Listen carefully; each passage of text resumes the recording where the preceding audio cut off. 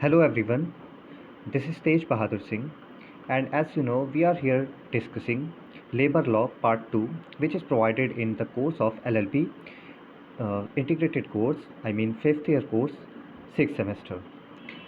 Today we will discuss first topic of the Unit 1 of Labor Law Part 2. The topic is Social Security. Social security आपके syllabus में काफ़ी एक important topic है और ये labour law के point of view से काफ़ी इम्पॉर्टेंट पॉइंट माना जाता है। ओके, अगर इसमें हम देखें कि ये कितना एग्ज़ामिनेशन के पॉइंट ऑफ व्यू से कितना इम्पॉर्टेंट है, तो आपकी स्क्रीन पर प्रीवियस ईयर क्वेश्चंस हैं जिनको आप देख सकते हैं। यहाँ पर इसमें आप देख सकते हैं 2013 का जो पेपर है उसमें लॉन्ग क्वेश्चन सोशल सिक्योरिटी से रिलेटेड था। इसके बाद आप देख सकते हैं शॉर्ट क्वेश्चन में इम्पॉर्टेंस ऑफ सोशल सिक्योरिटी। 2014 में आप देख सकते हैं जो फर्स्ट क्वेश्चन नंबर 1 है, it is related to the social security and it also talks about difference between social assistance and social insurance. Both are the part of the social security. It will be explained later. इसके अलावा 2015 के paper में अगर हम देखें तो इसमें भी एक लॉन्ग क्वेश्चन सोशल सिक्योरिटी से रिलेटेड था और इसके अलावा एक शॉर्ट क्वेश्चन भी सोशल सिक्योरिटी से रिलेटेड था। 16 में भी एक लॉन्ग क्वेश्चन सोशल सिक्योरिटी से रिलेटेड था और एक शॉर्ट क्वेश्चन नंबर 1 भी सोशल सिक्योरिटी से रिलेटेड था। 2017 के पेपर में इसमें 2017 में अगर आप देखेंगे तो शॉर्ट क्वेश्चन में सोशल सिक्योरिटी से रिलेटेड एक क्वेश्चन था। इसके अलावा अगर और आप आगे देखते हैं तो इसमें 18 में सोशल सिक्योरिटी नहीं था, बट जो न्यू कोर्स में आप 2019 के पेपर में देखेंगे तो इसमें क्वेश्चन नंबर 1 लॉन्ग क्वेश्चन में सोशल सिक्योरिटी था। तो इस तरह से आप ये चीज़ खुद देख सकते हैं, समझ सकते हैं कि हर साल लगभग एक लॉन्ग क्वेश्चन और एक शॉर्ट क्वेश्चन, यानी कि हमने 2012 के बाद से जो पेपर्स देखे उसमें अभी तक जितने भी पेपर्स आए हैं सिर्फ एक साल को छोड़कर हर साल के एग्जामिनेशन में एक लॉन्ग क्वेश्चन सोशल सिक्योरिटी से रिलेटेड है। Okay, so it means it's a very important topic for the examination point of view. Now we will deal with the concept of social security. What is the basic concept of social security?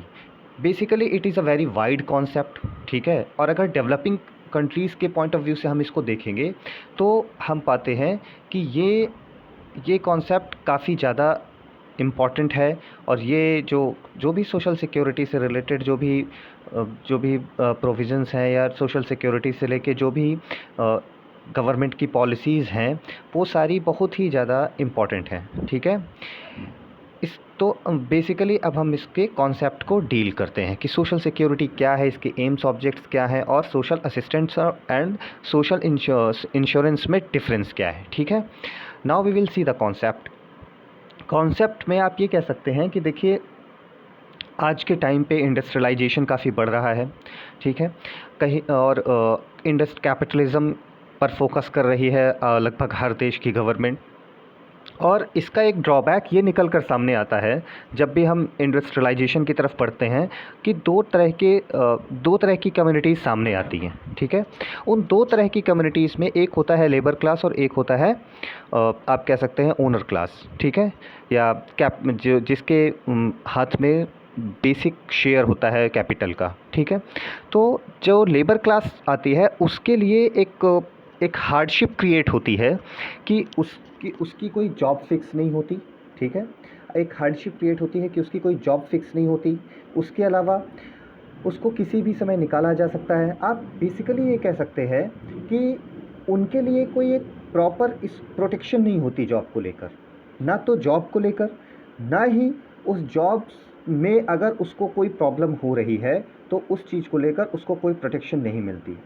ये पहले एक duty दी जाती थी कि जो भी employer होगा वो एक प्रोटेक्शन देगा अगर कोई भी कंटिजेंसी क्रिएट होती है एम्प्लॉई के साथ, ठीक है। लेकिन धीरे धीरे ये महसूस किया गया एट द आप कह सकते हैं इंटरनेशनल लेवल पे कि जो भी एक ड्यूटी जो एक रिस्पॉन्सिबिलिटी डाली जा रही है जो भी एम्प्लॉयर्स के ऊपर, वो रिस्पॉन्सिबिलिटी के नाम पर सिर्फ ठीक नहीं है, उसे एक स्टैट्यूटरी प्रोविज़न का रूप देना चाहिए, उसे एक मैंडेटरी स्टैट्यूट बनाने चाहिए, एक मैंडेटरी प्रोविज़न्स बनाना चाहिए और एक मैंडेटरी रिस्पॉन्सिबिलिटी इम्पोज करनी चाहिए एम्प्लॉयर्स पर, ताकि अगर किसी एम्प्लॉय के पास किसी भी तरह का कोई प्रॉब्लम क्रिएट हो रहा है तो उसको जो है वो प्रोटेक्शन दिया जा सके। ठीक है। सोशल सिक्योरिटी से हम क्या समझते हैं? सोशल मतलब कि एक ऐसी सिक्योरिटी जो किसी पर्सन को उसकी किसी भी प्रॉब्लम में, जो वो एम्प्लॉयमेंट में कर रहा है या जो भी उसको प्रॉब्लम्स हैं, आउटसाइड एम्प्लॉयमेंट भी हैं अगर, तो अगर उसको कोई पर्सन है ऐसा, तो उसको कुछ सिक्योरिटीज़ दी जा सके। Okay, now we will come to the definition portion. Definition में अगर हम देखें तो इससे रिलेटेड आईएलओ ने एक काफ़ी अच्छी डेफिनेशन दी है। ठीक है।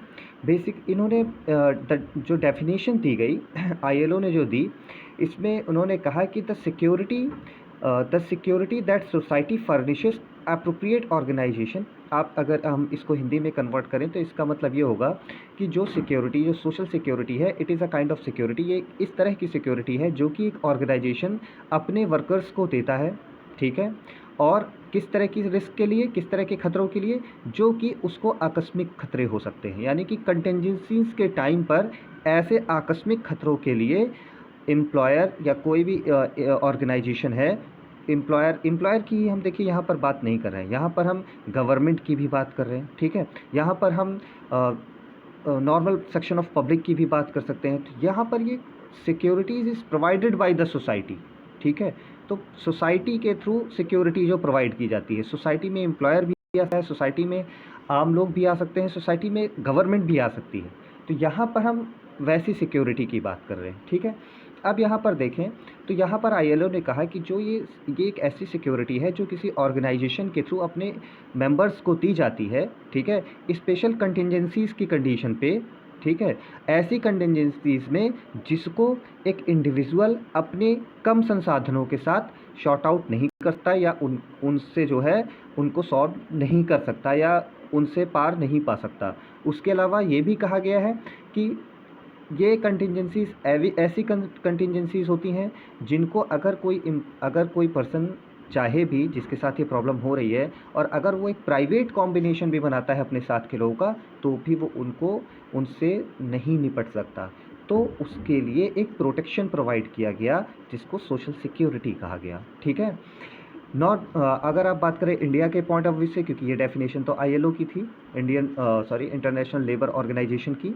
इसके अलावा अगर आप इंडियन कॉन्टेक्स्ट में बात करें तो नेशनल कमीशन ऑफ लेबर ने इस डेफिनेशन को इंडोर्स किया। ठीक है। और ऑब्जर्व क्या किया, उन्होंने कहा कि सोशल सिक्योरिटी बेसिकली जो भी कम्युनिटीज़ हैं उनके मेंबर्स को प्रोटेक्ट करती है। ठीक है। सोशल रिस्क से। ठीक। उसके अलावा जो भी प्रॉब्लम्स या डिफ़िकल्टीज़ क्रिएट होती हैं प्राइवेटाइजेशन के थ्रू। ठीक है। तो इन सारी प्रॉब्लम्स को सॉर्ट आउट करने के लिए social security is a protection provided by the organisation. Okay, या प्रोवाइडेड बाय द सोसाइटी। ठीक। तो यहाँ पर सोशल सिक्योरिटी के बारे में ये बात कही गई। अब नाउ द क्वेश्चन इज़ कि अगर हम सोशल सिक्योरिटी को और भी थोड़ा समझने की कोशिश करें तो देखिए, सोशल सिक्योरिटी का इशू आज का नहीं रहा है। जब भी हम बात सोशलिज्म की करते हैं, जब भी हम प्राइवेटाइजेशन की बात करते हैं, या जब भी हम कैपिटलिज्म के कॉन्सेप्ट की बात करते हैं, तो सोशल सिक्योरिटी हमेशा एक इशू बनकर सामने आया है। क्योंकि हमेशा जब भी हम ऐसे इश्यूज़ को बात करते हैं तो ऐसे इश्यूज़ में जो भी हमारी सोसाइटी है वो दो पार्ट्स में डिवाइड हो जाती है। ठीक है। Rich and poor. तो वहाँ पर एक पुअर हमेशा एक आप कह सकते हैं प्रॉब्लमेटिक कंडीशन में रहता है या हमेशा एक हार्डशिप की कंडीशन में रहता है। ऐसे में उसको क्या सिक्योरिटी दी जानी चाहिए, किसकी रिस्पॉन्सिबिलिटीज़ है सिक्योरिटीज़ दी जाने की, और कैसी सिक्योरिटीज़ दी जा सकती हैं, किस तरह की सोशल सिक्योरिटीज़ होती हैं। तो यहाँ पर क्योंकि देखिए, जो भी आप कह सकते हैं कि जो भी आप लेबर क्लास कह लीजिए उसको, या पुअर क्लास कह लीजिए, कुछ भी कह लीजिए आप उसको, उसके पास ज़्यादा मीन्स नहीं होते, ज़्यादा संसाधन नहीं होते अपनी प्रॉब्लम्स को टैकल आउट करने के लिए, अपनी प्रॉब्लम्स को, जो भी कंटिजेंसीज आती हैं उसके सामने, उनको सॉल्व करने के लिए उसके पास संसाधनों की कमी होती है। या आप ये भी कह सकते हैं कि अगर वो अपने लोगों को भी इकट्ठा कर ले या अगर वो थोड़ा बहुत कुछ कर भी लेता है तो भी प्रॉब्लम्स इतनी बड़ी होती हैं कि वो रिस्क नहीं हटाए जा सकते उससे। ठीक है, तो बेसिकली सोशल सिक्योरिटी से क्या मतलब है? सोशल सिक्योरिटीज़ का मतलब ये है कि ये ऐसी सिक्योरिटीज़ हैं जो कि लोगों को, जो इस सेक्शन में आते हैं, ऐसे लोगों को, ठीक है, ऐसे लोगों को एक प्रोटेक्शन देती हैं ऐसी कंटिजेंसीज़ के अगेंस्ट, ताकि अगर ऐसी कंटिजेंसीज़ आ जाएं तो उनको वो प्रोटेक्शन दिया जा सके। Now we will discuss about the social insurance and social assistance. अब देखते हैं कि देखिए, पहले हम सोशल सिक्योरिटीज़ को एक चीज़ और समझते हैं कि सोशल सिक्योरिटीज़ बहुत ही कॉम्प्रिहेंसिव टर्म है। ठीक है, इसमें सोशल इंश्योरेंस और सोशल असिस्टेंस दोनों आते हैं। ठीक है, ये आप कह सकते हैं कि एक ही सिक्के के दो पहलू हैं। ठीक, और सोशल सिक्योरिटी सिस्टम का हिस्सा है। तो सोशल इंश्योरेंस और सोशल असिस्टेंस सोशल सिक्योरिटी में इंक्लूड होते हैं। ठीक है, दोनों का कॉन्सेप्ट सोशल सिक्योरिटी में इंक्लूड किया जाता है। Now the question is what is social insurance, कि सोशल इंश्योरेंस क्या है। अब ये बात आती है, सोशल इंश्योरेंस जो क्या है, इसको अगर आप कहेंगे ये बेसिकली एक डिवाइस है, या आप कह सकते हैं कि it is one of the devices to prevent individual from falling to the death of poverty, misery और to help him in the time of emergencies. ठीक, मतलब कहने का ये है कि देखिए, ये एक जो सोशल इंश्योरेंस है, आप कह सकते हैं एक तरीके का फंड होता है। ठीक है, और इसमें जो भी पर्सन होता है वो उस पर्सन को ऐसे रिस्क जिसे हम सोशल रिस्क के अंडर में रखते हैं, या जो भी अगर कोई कंटिजेंसी आती है किसी पर्सन के सामने, ठीक है, उसे उस फंड से पैसा दिया जाता है या उसे उस फंड से हेल्प दी जाती है। ठीक है, now the question is what is difference between social insurance and assistance. पहले सोशल इंश्योरेंस में देखते हैं कि सोशल इंश्योरेंस में ऐसे कौन से एसेंशियल फीचर्स हैं। ठीक है, या सोशल इंश्योरेंस बेसिकली होता क्या है। ठीक है, ये बेसिकली एक कोऑपरेटिव डिवाइस है जो कि एडुकेट बेनिफिट्स को टारगेट करती है। ठीक, कि जो भी पर्सन है वो अनएम्प्लॉयमेंट से उसको बचाया जा सके, सिकनेस से बचाया जा सके, इमरजेंसीज से बचाया जा सके। ठीक है, तो अब ये इसमें बेसिकली ये आप ये कह सकते हैं कि ये कंपलसरी म्यूचुअल एड होती है। अब म्यूचुअल एड का मतलब क्या हुआ यहाँ पर, इसका मतलब म्यूचुअल एड का मतलब क्या हुआ कि यहाँ पर एक पार्टी की लायबिलिटी नहीं है इसको बनाना। ठीक है, इस पे बेसिक एलिमेंट्स अगर हम इसको समझने की कोशिश करें सोशल इंश्योरेंस के, तो सोशल इंश्योरेंस के बेसिक एलिमेंट्स ये हैं कि इसका जो भी आप कह सकते हैं जो भी फंड होता है या जो भी ये कहाँ से फाइनेंस्ड होती है। बात ये आती है कि जैसे मैंने कहा कि एक फ़ंड होता है, या फिर अगर किसी को मान लीजिए किसी को कोई इमरजेंसी आती है, कोई कंटिजेंसी क्रिएट होती है, अब उसको कुछ अमाउंट की ज़रूरत है। ठीक है, तो वो अमाउंट कहाँ से दिया जाएगा। सोशल इंश्योरेंस में यही बात बताई गई है कि दो तरह के अमाउंट क्रिएट होते हैं। एक अमाउंट जो क्रिएट होता है वो सोशल इंश्योरेंस कहा जाता है, दूसरा अमाउंट जो क्रिएट होता है उसे सोशल असिस्टेंस कहते हैं। ठीक, अब सोशल असिस्टेंस और सोशल इंश्योरेंस में हम डिफरेंस समझ रहे हैं।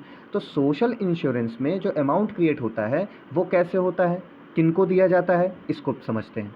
देखिए, सोशल इंश्योरेंस जो बेसिकली फाइनेंस्ड होता है वो किससे होता है, कॉन्ट्रीब्यूशन से होता है। मान लीजिए कोई इंडस्ट्री है, वहाँ पर एम्प्लॉयर होगा, एम्प्लॉई होगा, तो एम्प्लॉयर और एम्प्लॉय की म्यूचुअल अंडरस्टैंडिंग से वो फंड क्रिएट किया जाता है या इस्टेब्लिश किया जाता है। ठीक है, मतलब कि उसमें कंट्रीब्यूशन दोनों का ही होता है, उसमें सिर्फ किसी एक का कंट्रीब्यूशन नहीं होता, उसमें कंट्रीब्यूशन दोनों का होता है। और ये दोनों का कंट्रीब्यूशन कंपलसरी होता है, इसको दिमाग में रखिएगा, क्योंकि इसमें जो भी कंट्रीब्यूशन है ये एम्प्लॉयर और वर्कर्स में पार्टी के बीच में क्या किया जाता है, एम्प्लॉयर्स और वर्कर के बीच में शेयर किया जाता है कंट्रीब्यूशन। यानी कि ये सिर्फ एम्प्लॉयर की रिस्पॉन्सिबिलिटी नहीं है। अगर आप सोशल इंश्योरेंस की बात कर रहे हैं तो यहाँ पर ये रिस्पॉन्सिबिलिटी या कंट्रीब्यूट वहाँ पर एम्प्लॉय भी करता है। ठीक है, अब आते हैं गवर्नमेंट के रोल पर।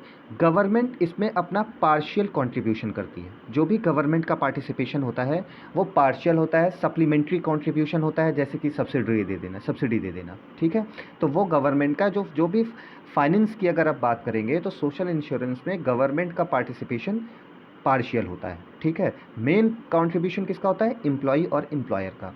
इसके अलावा पार्टिसिपेशन दोनों का कंपलसरी होता है। ठीक है, उसके अलावा अगर हम देखें तो जो भी कॉन्ट्रीब्यूशंस इसमें जो भी कॉन्ट्रीब्यूशन या जो भी आप कह सकते हैं जो कॉन्ट्रीब्यूशन दोनों ने किया, तो जब इसको इकट्ठा किया जाता है तो एक स्पेशल फ़ंड बनाया जाता है, जिसके मतलब कि दोनों कॉन्ट्रीब्यूशंस जैसे एम्प्लॉयर ने जो भी दिया उसके थ्रू एक फ़ंड बनाया जाएगा और उसी फंड से प्रोवाइड किया जाएगा वो अमाउंट जिस पर्सन को प्रॉब्लम है उसको। ठीक है। उसके अलावा कि जो भी पर्सन है उसको राइट होता है उस बेनिफिट को लेने का। ठीक है। वो अपना अगर वो कंट्रीब्यूशन कर रहा है तो वो राइट सिक्योर कर लेता है अपना, कि ये उसका राइट बन जाता है कि उसको फिर अगर उसको कोई ऐसी कंटिजेंसी आती है तो उसको उससे हेल्प दी जाए, ये उसका राइट हो जाता है। देखिए यहाँ पर वो कंट्रीब्यूशन कर रहा है ना, इसलिए उसका वहाँ पर राइट भी क्रिएट हो जाता है। इसके अलावा जो भी कॉन्ट्रीब्यूशंस हैं या बेनिफिट्स हैं, ठीक है। अब इसमें अगर हम कॉन्ट्रीब्यूशंस या बेनिफिट्स की बात करें तो जो भी कॉन्ट्रीब्यूशंस या बेनिफिट्स होते हैं, ठीक है, वो उसी रेशियो में होते हैं जिस रेशियो में मतलब कि आप जो भी राइट अवेल कर रहे हैं अपनी कंटिजेंसी के टाइम पर, वो आपके कॉन्ट्रीब्यूशन के रेशियो के थ्रू ही डिसाइड होगा। मतलब जिस हिसाब से आपने कॉन्ट्रीब्यूशन किया है उसी हिसाब से आपको अमाउंट दिया जाएगा। आप मतलब कि सिर्फ आपने जो कॉन्ट्रीब्यूशन किया है उसके बेसिस पर नहीं, जो आपने कुछ कंट्रीब्यूशन किया होगा उसी कंट्रीब्यूशन के रेशियो पर गवर्नमेंट का कंट्रीब्यूशन ऐड करके अमाउंट दिया जाएगा। गवर्नमेंट मतलब जो भी एम्प्लॉयर का कंट्रीब्यूशन, यहाँ पर गवर्नमेंट नहीं, मेरा मतलब एम्प्लॉयर से था कि आपने कुछ कंट्रीब्यूट किया और एम्प्लॉयर ने कंट्रीब्यूट किया, आपने जो कंट्रीब्यूट किया उसका रेशियो निकाला गया, उसी रेशियो में जो एम्प्लॉयर ने कंट्रीब्यूट किया आपके लिए वो निकाला गया, दोनों को ऐड करके आपको दे दिया जाएगा वो अमाउंट। ठीक है। इसके बाद आते हैं कि ये था सोशल इंश्योरेंस। इसके बाद आते हैं सोशल असिस्टेंस पर, कि सोशल असिस्टेंस किसको कहते हैं। देखिए सोशल असिस्टेंस जो होता है ये बेसिकली ज़्यादा, देखिए ये इसमें क्या होता है, कंट्रीब्यूशन नीडेड नहीं होता है। ठीक है। इसमें जो एम्प्लॉई होता है उसके कंट्रीब्यूशन की ज़रूरत नहीं होती। ये बेसिकली क्या है, ये आप ये कह सकते हैं कि ये सोसाइटी का एक डिस्क्रिशनरी या वॉलेंटरी इंटेंशन होती है, या वॉलेंटरी आप कह सकते हैं। जो कोई भी पर्सन है या जो भी सोसाइटी आप कह सकते हैं, ये एक डिपेंडेंट ग्रुप होता है। ठीक है।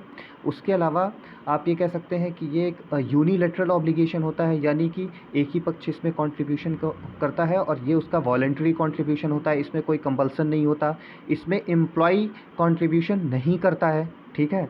और ये बेसिकली क्या है, it is provided to the society और या प्रोवाइडेड बाय द सोसाइटी और द गवर्नमेंट टू पुअर और नीडी इंडिविजुअल्स। देखिए ये जैसा कि मैंने बताया इसमें एम्प्लॉई का कंट्रीब्यूशन करना ज़रूरी नहीं है। ठीक है। तो इसका मतलब क्या हुआ, ये भी तो हो सकता है कि ये ज़्यादा पुअर और नीडी पीपल्स के लिए हो। ठीक है। जो हमने सोशल इंश्योरेंस की बात करी वहाँ पर एम्प्लॉई या वहाँ पर जो वर्किंग क्लास था वो कंट्रीब्यूशन कर पा रहा था। ठीक है। लेकिन यहाँ पर ये भी तो हो सकता है कि कोई क्लास ऑफ सिटीजन ऐसी हो या कोई क्लास ऑफ भी वर्किंग पीपल है ऐसा हो जो कंट्रीब्यूशन करने की स्टेज में ना हो, तो उनके लिए क्या प्रोविज़न है, उनके लिए रखा गया सोशल असिस्टेंस। इसमें क्या है, एम्प्लॉई को कंट्रीब्यूशन करने की ज़रूरत नहीं। ठीक है। तो अब यहाँ पर क्या हो गया, यहाँ पर एक ये वॉलेंट्री हो गया। ठीक है। यहाँ पर अब कोई कंपल्सन नहीं है एम्प्लॉयर के लिए या कम्युनिटी के लिए या स्टेट के लिए कि वो इसको रखे, लेकिन ये बेसिकली क्या है, it basically represents the unilateral obligation. मतलब यूनिलैटरल का मतलब कौन, एक तरफा है, ये एक साइड वन साइडेड है। किसके थ्रू, स्टेट या एम्प्लॉयर के थ्रू, किसके लिए, कम्युनिटी के लिए। तो ये इसमें क्या है, एम्प्लॉयर या स्टेट एक इंडिपेंडेंट ग्रुप की तरह काम करता है और वो ग्रुप क्या करता है, वो ग्रुप सोशल असिस्टेंस देता है जिसमें कंट्रीब्यूशन एम्प्लॉय का नहीं होता, लेकिन उस एम्प्लॉय की हेल्प की जाती है उसकी कंटिजेंसीज़ में। ठीक है। बेसिक इसके अगर प्रिंसिपल फीचर्स आप देखेंगे तो इसमें जो पूरी कॉस्ट है वो स्टेट या जो भी गवर्नमेंट है वो उठाती है। मतलब कि आप ये कह सकते हैं कि इसमें जो भी ये पूरी तरीके से फाइनेंस्ड होता है गवर्नमेंट के थ्रू या यूनिट्स ऑफ गवर्नमेंट के थ्रू। ठीक है। दूसरी बात इसमें क्या कही गई है कि इसमें कहा गया है कि जो भी बेनिफिट्स हैं वो इस पे डिपेंड नहीं करते कि सामने वाला पर्सन जो है मतलब कि ने कंट्रीब्यूट किया है कि नहीं, क्योंकि यहाँ पर कंट्रीब्यूशन एम्प्लॉयर का कंपलसरी नहीं है। अगर आप बेसिक सॉरी, अगर आप बेसिक डिफरेंस अब आप निकालना चाहेंगे दोनों पार्टीज़ का, मतलब कि दोनों कैटेगरीज़ का, social insurance and social assistance के बीच में, तो आप ये पाएंगे कि जो सोशल इंश्योरेंस है या सोशल असिस्टेंस है वो पूरी तरीके से गवर्नमेंट अफेयर है, क्योंकि मैंने बोला जैसे कि इसमें पूरी तरीके से सोशल असिस्टेंस को गवर्नमेंट फाइनेंस करती है। लेकिन सोशल इंश्योरेंस पे मैंने क्या अभी डिस्कस किया था कि वो गवर्नमेंट का पार्शियल फाइनेंस्ड होती है गवर्नमेंट के थ्रू, बेसिकली उसमें कंट्रीब्यूशन होता है एम्प्लॉयर और एम्प्लॉई का। लेकिन सोशल असिस्टेंस में ऐसा नहीं है, ये टोटली गवर्नमेंट अफेयर होता है, क्योंकि इसको फाइनेंस टोटली गवर्नमेंट ही करती है, ठीक है, ये स्टेट के थ्रू ही फाइनेंस किया जाता है। दूसरी बात कि जो सोशल असिस्टेंस है ये आप कह सकते हैं ग्रेटिट्यूअस है, ये एक गिफ्ट की तरह दिया जाता है, क्योंकि इसमें किसी का और कोई का कंट्रीब्यूशन नहीं होता, ये सिर्फ टोटली एक आप कह सकते हैं जो जिसे हम टर्म कहते हैं ना वेलफेयर गवर्नमेंट। तो वेलफेयर गवर्नमेंट जो गवर्नमेंट है हमारी, एक यहाँ पर वेलफेयर गवर्नमेंट का रोल प्ले करती है, ठीक है, कि वहाँ पर गवर्नमेंट सामने वाली पार्टी से कोई कंट्रीब्यूशन नहीं लेती, लेकिन सामने वाली पार्टी को अगर नीडी पर्सन है तो उसको हेल्प देती है, ठीक है। लेकिन सोशल इंश्योरेंस में क्या होता है, सोशल इंश्योरेंस में हेल्प सिर्फ उसी पर्सन को प्रोवाइड की जाती है जो कि जिसने की कंट्रीब्यूशन दिया हुआ है, ठीक है। तो basic these are the basic test या these are the basic difference between social assistance and social insurance. So in today's lecture we have discussed what is the concept of social security. So the concept of social security includes social insurance and social assistance. We have also discussed what is the social insurance and what is the concept of social assistance. And finally we have discussed that what is the difference between social insurance and social assistance. This is a very important topic, you need to study it, okay. Next lecture में we discuss the next topic of the unit 1, okay. Till then, thank you.